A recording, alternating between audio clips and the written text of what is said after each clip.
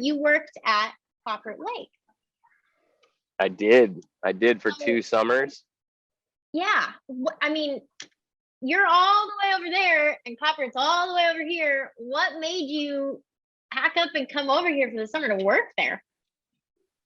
At that time I was in college, here in Valdosta, and this was like the time where we kind of didn't have access to a boat at all.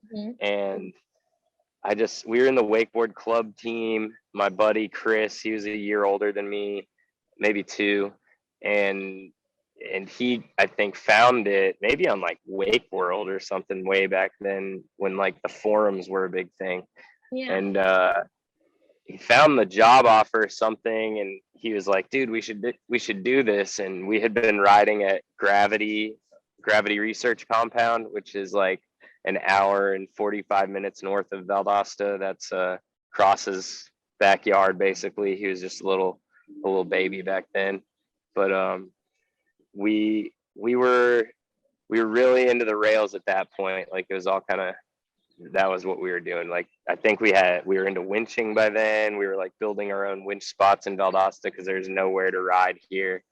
And so it's kind of like a lot of people like move to Florida and all that in the summer times to work and ride and do all that. So that was kind of, we're really close to Florida, but that was kind of our way of doing that, but like going somewhere different. And it was kind of like too good to be true because nobody really knew about it. I mean, if you knew, you knew, but like the rails were just as good, if not crazier than anywhere else out there. Is like a secret gem. So I feel like I always have thought that it was such a unique and cool opportunity to be able to go and ride there, because the culture that was there too is like non-existent really, or people don't know about it so much, where it's like, I don't know, the leftover like slalom ski culture sort of. I don't know, it's kind of one of the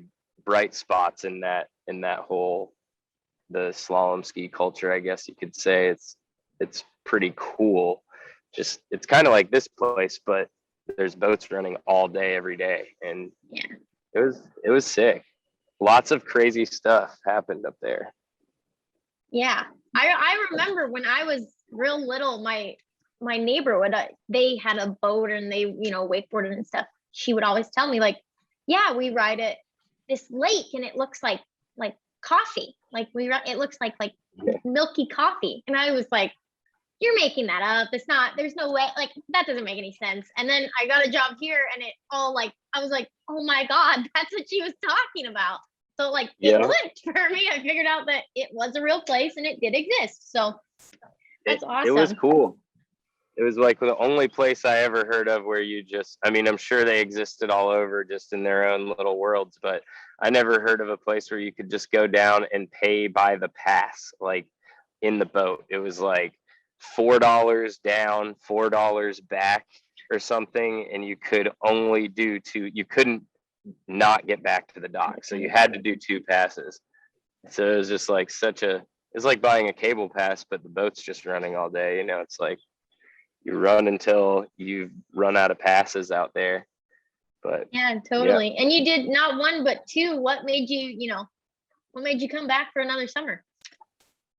I mean, the people, like all the homies up there, I became really close with a lot of like the local Washington and Oregon riders that were riding for AWS at the time, the Cardozas, Zach Schneider, Dan. I mean, it was just like fun, really good time. And I don't know, it was cool to get to that part of the country. And once I got out there, it's something that I feel like everybody should definitely experience, at least like visiting, because it's different from anywhere else for sure. Totally. That second year I got offered the manager or head coach or something, a higher position, where I was like, okay. And everything went pretty smooth. I did run a boat into the bank one time. Ah. and I thought I was gonna get fired for sure. But I also was doing it just to like save this kid because he was trying to get the best bang for his buck. He wanted to get one last trick on his second pass, and he didn't pay for the next one. And if you did the turn as somebody was hitting the wake at the last second, they would get whipped into that dock there. So I had to like hold it straight, and ended up parking it right up on the side. But they were very understanding, and Yeah, you had a heroic moment. yeah, I was Yeah. terrified though. Terrified. Yeah, that sounds traumatizing. I Boat's think the long boat was enough. okay though. The Oh, boat was well, pretty much that's good. okay. It Oh, was like rad. soft mud. Yeah, true. It's all mucky, so yeah, I bet it wasn't too bad. But